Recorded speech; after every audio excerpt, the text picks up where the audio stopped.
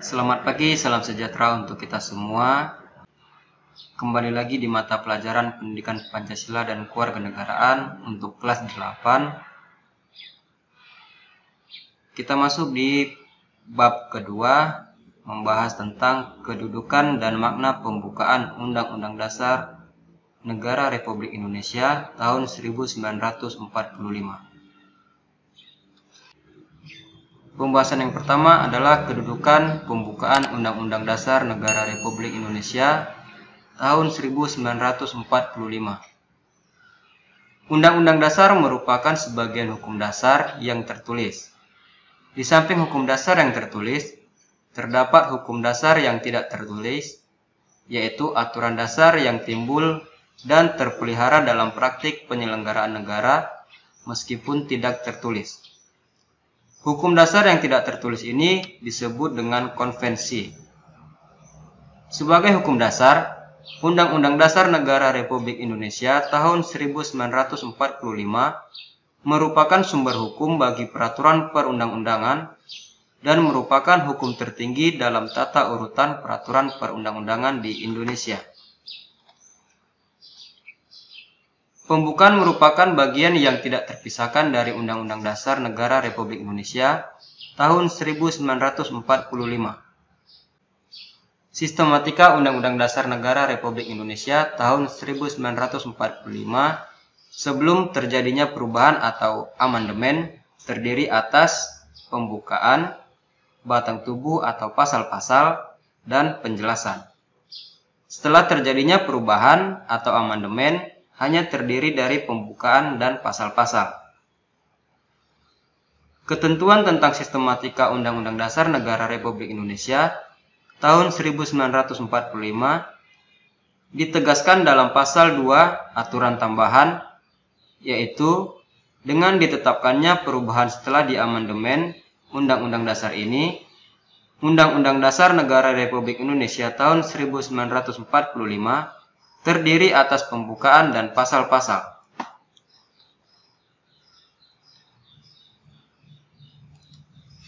Pembukaan juga memuat kaidah-kaidah yang fundamental. Dalam Undang-Undang Dasar Negara Republik Indonesia tahun 1945 yang terdiri atas pembukaan dan pasal-pasal. Dilihat dari tertib hukum, keduanya memiliki kedudukan yang berbeda, di mana pembukaan memiliki kedudukan yang lebih tinggi daripada pasal-pasal karena pembukaan merupakan pokok-pokok kaidah negara yang fundamental bagi negara Republik Indonesia. Pokok kaidah fundamental yang terdapat dalam pembukaan Undang-Undang Dasar Negara Republik Indonesia tahun 1945 antara lain yaitu: yang pertama, pokok-pokok pikiran yang diciptakan dan diwujudkan dalam bentuk pasal-pasal Undang-Undang Dasar. Yang kedua, pengakuan kemerdekaan hak segala bangsa. Yang ketiga, cita-cita nasional. Yang keempat, pernyataan kemerdekaan. Yang kelima, tujuan negara. Yang keenam, kedaulatan rakyat. Dan yang ketujuh adalah dasar negara, yaitu Pancasila. Nilai-nilai yang terkandung dalam pembukaan Undang-Undang Dasar Negara Republik Indonesia tahun 1945 bersifat universal dan lestari. Universal artinya, dalam pembukaan Undang-Undang Dasar Negara Republik Indonesia tahun 1945 memiliki nilai-nilai yang dijunjung tinggi oleh bangsa-bangsa beradab di dunia dan penghargaan terhadap hak asasi manusia. Sebuah bangsa yang menunjukkan penghargaan terhadap hak asasi manusia merupakan salah satu bentuk perilaku bangsa yang beradab di dunia. Sementara yang bersifat lestari mengandung makna mampu menampung dinamika masyarakat dan akan tetap menjadi landasan perjuangan bangsa. Pembukaan Undang-Undang Dasar menjadi landasan perjuangan mempertahankan kemerdekaan, semangat menentang penjajahan, dan menjunjung tinggi perdamaian dunia selama bangsa Indonesia tetap menjiwai dan memegang teguh Pancasila dan Undang-Undang Dasar Negara Republik Indonesia tahun 1945. B. Makna alinea dalam pembukaan Undang-Undang Dasar Negara Republik Indonesia tahun 1945. Dalam alinea pertama pembukaan Undang-Undang Dasar Negara Republik Indonesia tahun 1945 menunjukkan keteguhan dan tekad bangsa Indonesia untuk menegakkan kemerdekaan dan menentang penjajahan. Dalam alinea ini memuat dalil objektif dan subjektif. Objektif yaitu bahwa penjajahan di atas dunia harus dihapuskan karena tidak sesuai dengan pri kemanusiaan dan pri keadilan. Manusia diperlakukan secara tidak adil seperti perampasan kekayaan alam, penyiksaan, pemaksaan untuk kerja rodi, perbedaan hak dan kewajiban. Pernyataan ini objektif karena diakui oleh bangsa-bangsa yang beradab di dunia. Sedangkan dalil subjektif yaitu aspirasi bangsa Indonesia untuk melepaskan diri dari penjajahan. Bangsa Indonesia telah berjuang selama ratusan tahun untuk memperjuangkan kemerdekaan Indonesia. Perjuangan ini didorong oleh penderitaan rakyat Indonesia yang terjadi selama penjajahan dan kesadaran akan hak sebagai bangsa untuk merdeka. Perjuangan juga didorong keinginan supaya berkehidupan yang bebas, maka rakyat Indonesia menyatakan kemerdekaan Indonesia. Makna alinea kedua.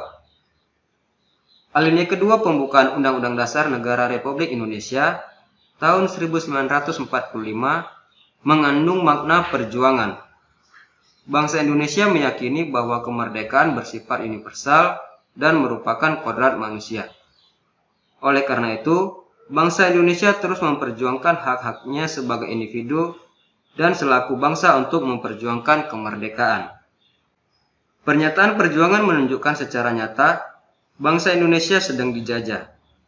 Keterangan tersebut juga menunjukkan perjuangan yang dilakukan mempunyai hasrat yang kuat dan bulat dengan kemampuan dan kekuasaan sendiri. Perjuangan tersebut pada akhirnya mengantarkan rakyat Indonesia ke depan pintu gerbang kemerdekaan.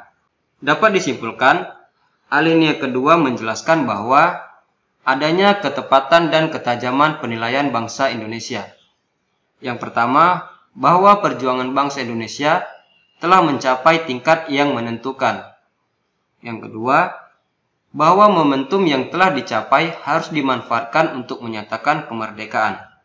Dan yang ketiga, kemerdekaan harus diisi dengan mewujudkan negara Indonesia yang merdeka, bersatu, berdaulat, adil, dan makmur, yang dijadikan sebagai cita-cita nasional bangsa Indonesia. Makna alinea ketiga dalam pembukaan Undang-Undang Dasar Negara Republik Indonesia tahun 1945. Alinea ketiga memuat bahwa kemerdekaan didorong oleh motivasi spiritual, yaitu kemerdekaan yang dicapai oleh bangsa Indonesia merupakan berkat rahmat Allah yang Maha Kuasa. Ini merupakan perwujudan sikap dan keyakinan bangsa Indonesia terhadap Tuhan yang Maha Esa. Alinea ketiga mempertegas pengakuan dan kepercayaan bangsa Indonesia terhadap Tuhan yang Maha Esa. Melalui alinea ketiga ini, bangsa Indonesia menyadari bahwa tanpa rahmat Tuhan yang Maha Kuasa, bangsa Indonesia tidak akan merdeka. Kemerdekaan yang dicapai tidak semata-mata hasil jeripayah perjuangan bangsa Indonesia, tetapi juga atas kuasa Tuhan yang Maha Esa, yang menunjukkan adanya sisi religius bangsa Indonesia dan adanya sisi moralitas bangsa Indonesia. Alinea keempat dalam pembukaan Undang-Undang Dasar Negara Republik Indonesia tahun 1945 memuat prinsip-prinsip negara Indonesia, yaitu A. Tujuan negara yang akan diwujudkan oleh pemerintah negara. B. Ketentuan diadakannya Undang-Undang Dasar. C.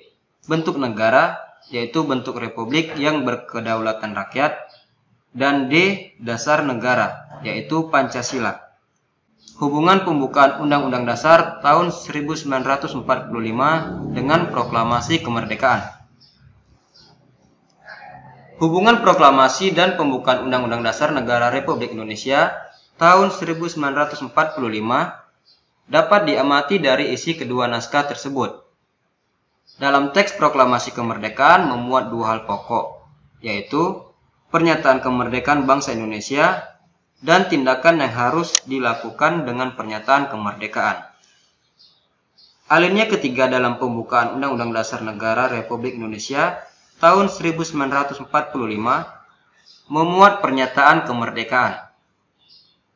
Pernyataan kemerdekaan di alinea pertama ini diawali dengan pernyataan bahwa kemerdekaan adalah hak segala bangsa. Di alinea kedua, alasan perjuangan kemerdekaan bangsa Indonesia telah sampai pada saat yang menentukan. Juga dipertegas bahwa kemerdekaan merupakan atas berkat rahmat Allah yang Maha Kuasa dan didorongkan oleh keinginan luhur. Dengan demikian, pada dasarnya alinea 1 sampai dengan alinea ketiga dalam pembukaan Undang-Undang Dasar merupakan uraian terperinci dari kalimat pertama dalam teks proklamasi kemerdekaan. Alinea keempat dalam pembukaan Undang-Undang Dasar memberi arah pertanggungjawaban terhadap pelaksanaan teks proklamasi kemerdekaan. Kemudian, isi pokok kedua teks proklamasi kemerdekaan, yaitu tindakan yang harus dilakukan antara lain dengan menetapkan Undang-Undang Dasar Negara Republik Indonesia tahun 1945 yang memuat pembukaan. Pembukaan Undang-Undang Dasar Negara Republik Indonesia tahun 1945 dan proklamasi kemerdekaan merupakan satu kesatuan yang utuh dan bulat. Makna yang terkandung dalam pembukaan merupakan amanat dari proklamasi kemerdekaan. Oleh karena itu, alasan berdirinya Negara Kesatuan Republik Indonesia yang diproklamasikan pada 17 Agustus tahun 1945 dapat dipahami dengan cara mengkaji pembukaan Undang-Undang Dasar Negara Republik Indonesia tahun 1945. Mengubah pembukaan Undang-Undang Dasar Negara Republik Indonesia tahun 1945 pada hakikatnya juga membubarkan Negara Kesatuan Republik Indonesia yang telah diproklamasikan pada 17 Agustus tahun 1945. Demikianlah pemaparan materi untuk pertemuan kita kali ini. Semoga materi yang disampaikan dapat dipahami dan bermanfaat untuk kita semua. Tetap semangat belajar dan terima kasih.